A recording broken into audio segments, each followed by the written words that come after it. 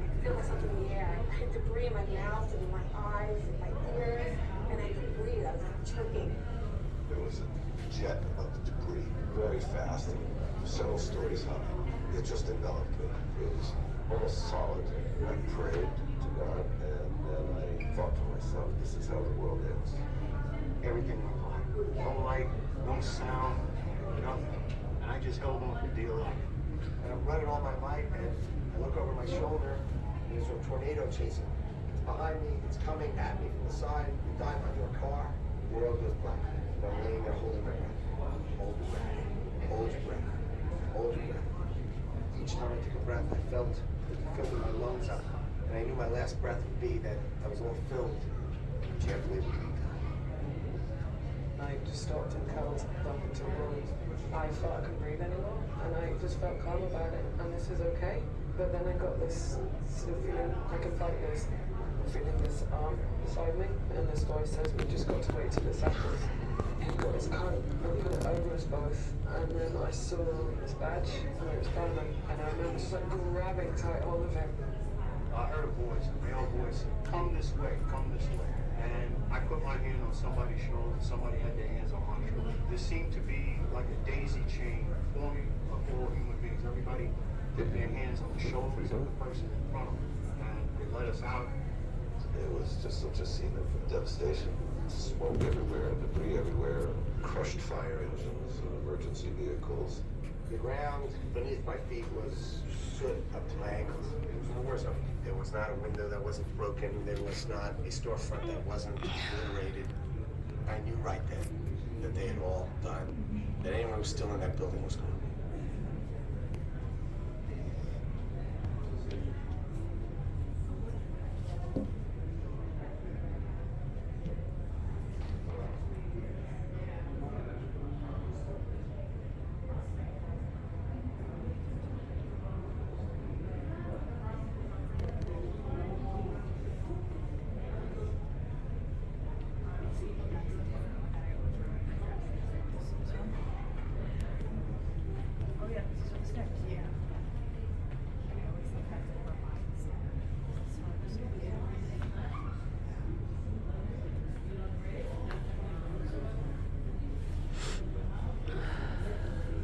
Look at that smell.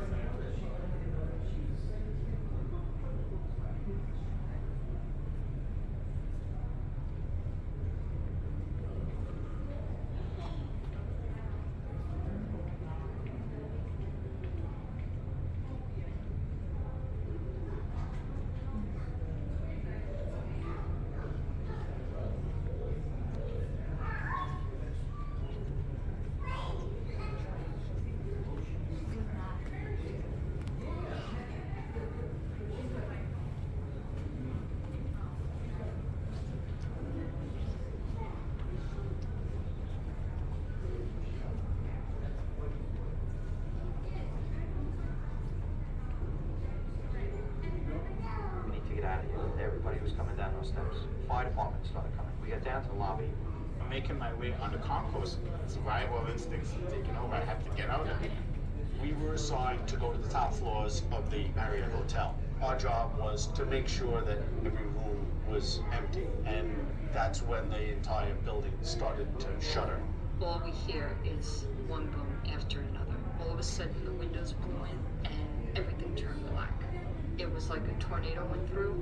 It just sucked the air out of your lungs. I could feel the building breaking up around me, and I was waiting for the floor to give way and to fall 19 floors down into a pit. A cop yelling, take cover. That's the last thing I heard. I was just propelled, like I was in a wind and I was just floating. I hit one of the pillars, I was just gone. There was just a huge rush of air, straight down. I was just smashed to the ground like a bug. I didn't see anything, I didn't hear anything. My first thought was that I'm dead. And then I started to smell smoke. I felt above my head there was a slab of concrete that had fallen at an angle. And at that point I heard someone behind me say, don't leave me. He grabbed my ankle, he moved behind me, and I just started digging. Immediately in front of us was a complete wall of debris. We called for the other members of our crew, and we were just basically screaming at a pile of debris. So we gave immediately maydays on the radio, and nobody was answering us. And the next thing I remember was just a bright, bright light. And somebody said, if you see the light, come to the light. I'm hearing noises and I'm hearing, help me, and it just sounds surreal, like I'm in a dream or something. And we started realizing that we thought everything had collapsed. One of the rescuers shone the light next to me, and then he said, there's a light outside, we can get out. I remember just hearing people on the other side of the door screaming, help, help. I tried opening the door and I couldn't. It was locked. We just started barreling against it, beating it again with our shoulders and running into it. We got it open about 2 feet or so. I mean, you could still just hear the people calling for help. I remember saying, I'm a fireman. I said, you can see my light, come to me. 15 or 20 people came to my light. I grabbed the first one in his hand, and I said, we're gonna get you out of here. And I just now started picking people up and saying, wait here, I'm gonna step out and look up, and when I tell you to go, you need to go like you've never gone before. I started digging. 20 minutes later, I saw a little peephole of light. I was able to make a small hole. So I said to the man behind me, I'll squeeze you through the hole. I pushed him up. I squeezed myself through the rebar. I scraped my body down completely. We were on a pile of rubble.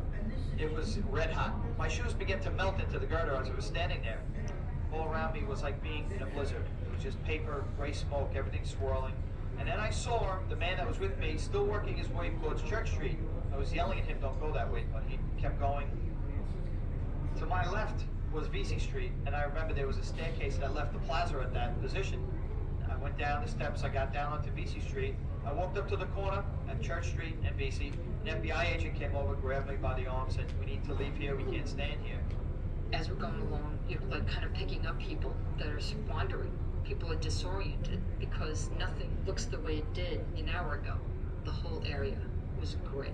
Even when you looked up, all you saw was gray.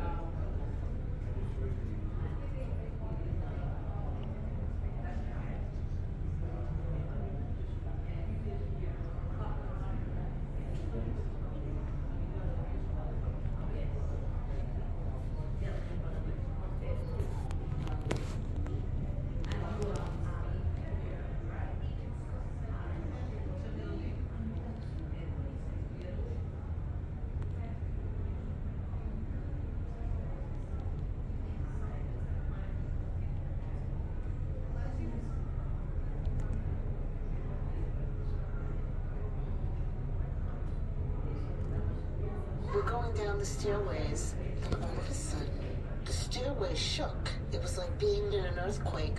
We can hear this severe rumbling sound, the metal twisting above us. I felt a gust of air coming in, and then that's when the lights went out. And no one said a word. It was silence until the noise had stopped. You could see the fear in people's faces. Our command post came over the radio and told us that the South Tower had collapsed. There's nothing left of the building. You need to get out of there. Your building is in imminent danger of collapse. We were no more civilians coming down out of the upper floors at that time. And we felt that we were no longer part of the solution. We were now part of the problem. We need to continue moving the rest of the people down and out and away from the building. I saw Billy Burton from Engine 21. And I says, what was that? I says, Billy, you go check the south windows, and I'll go check the north windows, and we'll meet back here. When I went to my window, all I could see was white dust. We met back at the stairway, and with a straight face, he just looked at me. He says, the South Tower's just collapsed. All of a sudden, I had this terrible feeling that we're not going to make it out of here. That we're on the 27th floor, we're in no man's land. This is no longer a doable mission for us. If that one can go, this one can go. It's time for us to get out of here. We start heading down the stairs. There was a group of us who stayed behind and carried down John Labruzzo. He's paralyzed from the chest down. We were taking turns. There were 4 of us on each end of the evac chair. The chair is like a sled. You basically were sliding down the staircase. And he just started down faster, and he was getting banged around up against the wall and the railings. This smoke was very, very heavy. It was hard to breathe. The streams of water coming down from all the sprinklers and the standpipe made walking quite bad. We finally get down. There was a firefighter yelling at us to get moving. Come on, keep moving, keep moving. And as soon as we got into the lobby, it was like World War III. Everything was just pulverized. It was dust. I couldn't determine where I was. All the marble walls were blown away. The ash was above your ankles. It was surreal. The windows facing the West Side Highway had been blown out. There was water dripping from the ceiling. It didn't look like anything resembling a building. There were the security guards, and they were yelling, "Run! Run!" We went to the exit area out to the West Side Highway, but we couldn't get out because the turnstiles and debris, glass, metal were all in our path. And I remember 2 Port Authority police officers and a firefighter helping us moving debris out of the way to get us out. We finally get outside. We're completely exhausted from carrying John. It took us about an hour and a half. We just sat down right outside One World Trade Center, and firefighters were coming out and they were yelling at us from all different directions. You gotta keep moving, you gotta keep moving, you can't stay here. We picked John up and we continued to move north. Such heavy debris was falling down. I watched the firefighter fall, get hit by debris, and was killed right in front of us. I ran around one side of the building to see the condition of the South Tower, and that's when I realized the magnitude of everything. I looked and I saw that there was no building. There's literally no building left. I came around and I said to the rest of the team, listen, we gotta go now. There's nothing left of that building.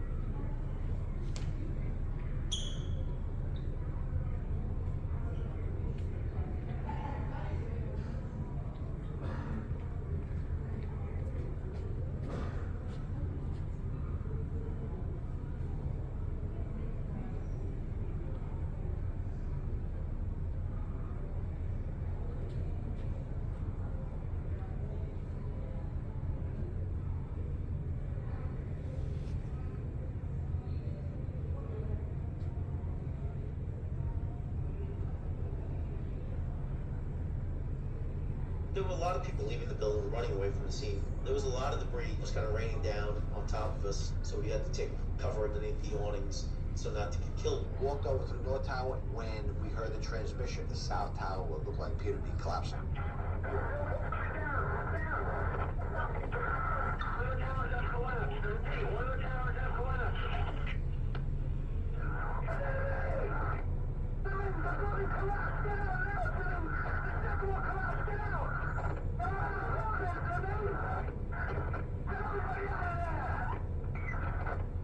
I start running down Liberty Street as fast as I can with my bunker gear on.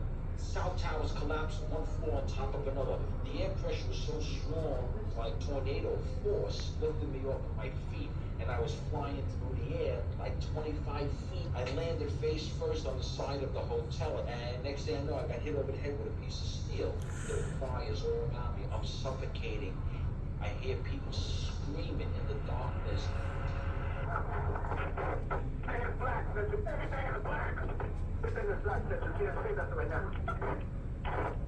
You couldn't see light anymore. The only thing you could really see was the flickering of burning papers as it was going by you. There was 1,000-pound beams of steel falling all around you.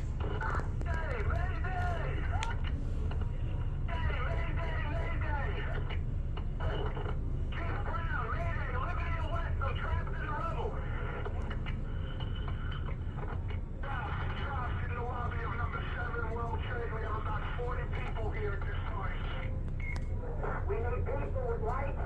We need people with oxygen tanks to bring them over here.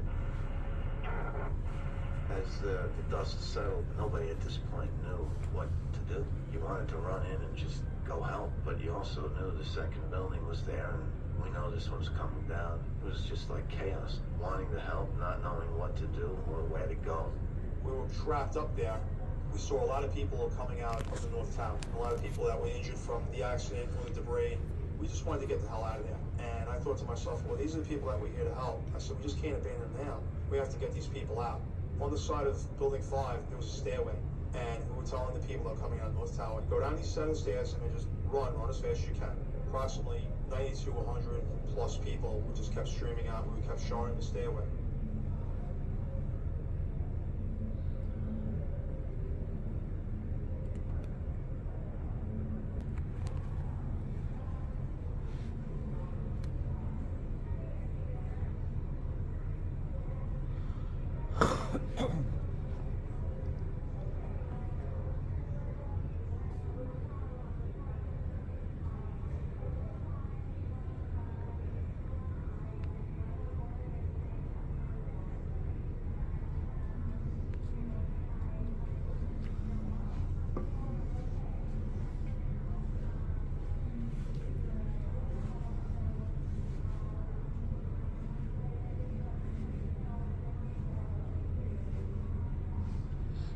When we arrived, the second one had collapsed when we arrived watching it. People coming out of the towers were looking totally distraught and fearful. There were uniformed personnel who were helping people who were hurt and injured, people running for their lives, just focused on surviving. My firm had the top floors for the World Trade Center. All of my friends, all of my employees, my brother, everybody's in the building. And I'm grabbing people as they come out, grabbing them and shaking them, and these people are sort of dazed and bewildered. And I said, what floor are you on? What floor are you on? And they would yell out what floor they were on. And I knew if I got someone who was on 101 or 102, that meant a lot of my guys would be okay. The highest floor I got to was 92nd floor. And right when we were grabbing people, we heard this noise. This roaring was so loud and so all-encompassing that you had to duck. There was this ripping sound of metal being torn. Just saw this cloud coming down, started running across the road. I was running and South Tower came down and it hit so hard. I went flying. I could feel myself in the air. I had debris in my mouth and in my eyes and my ears, and I couldn't breathe. I was like choking. There was a jet of debris, very fast and several stories high.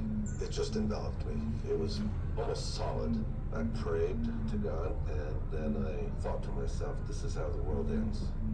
Everything went black. No light, no sound, nothing. And I just held on for dear life. And I'm running all my might, and I look over my shoulder, and there's a tornado chasing me. It's behind me, it's coming at me from the side. You could dive under a car, the world goes black. And I'm laying there holding my breath. Hold your breath, hold your breath, hold your breath. Each time I took a breath, I felt it filling my lungs up. And I knew my last breath would be that I was all filled